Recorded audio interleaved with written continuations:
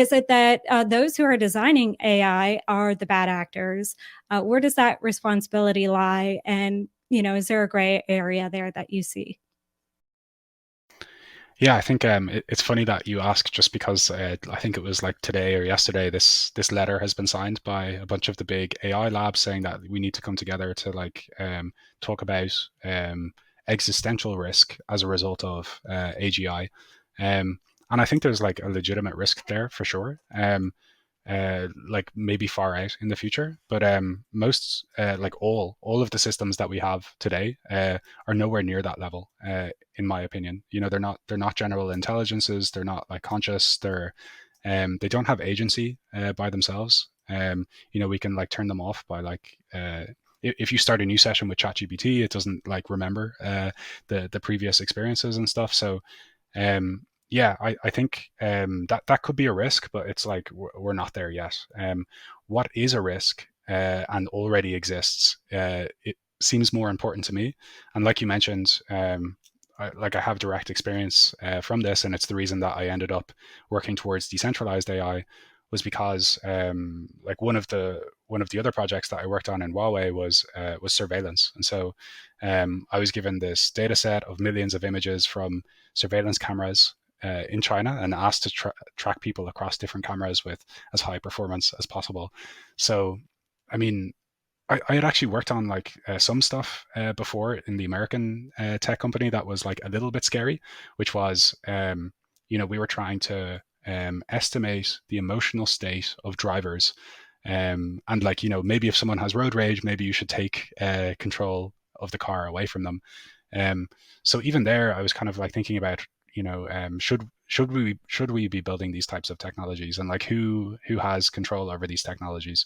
So it's not just Huawei, but like many different companies work on stuff that could be deemed surveillance. And in fact, Microsoft, who is OpenAI's owner, is one of the biggest researchers of surveillance research in the world through Microsoft Asia. So it's everyone is doing this, and like very few people are talking about it.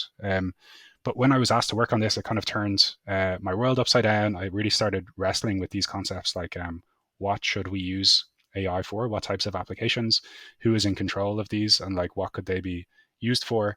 I started talking to people in my team to see if they were okay with it. And what I learned was that like most people were uncomfortable with it, but still everyone was working on it. And that's including me, and that's as a result of the incentive structures that we have in place.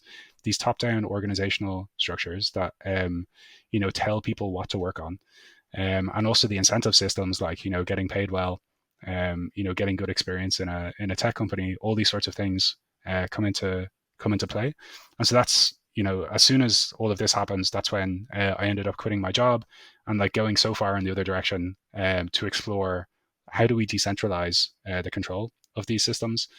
Also, how can we change like organizational structures? Like, wouldn't it be better if we had more of a bottom up structure where people could choose what applications to work on?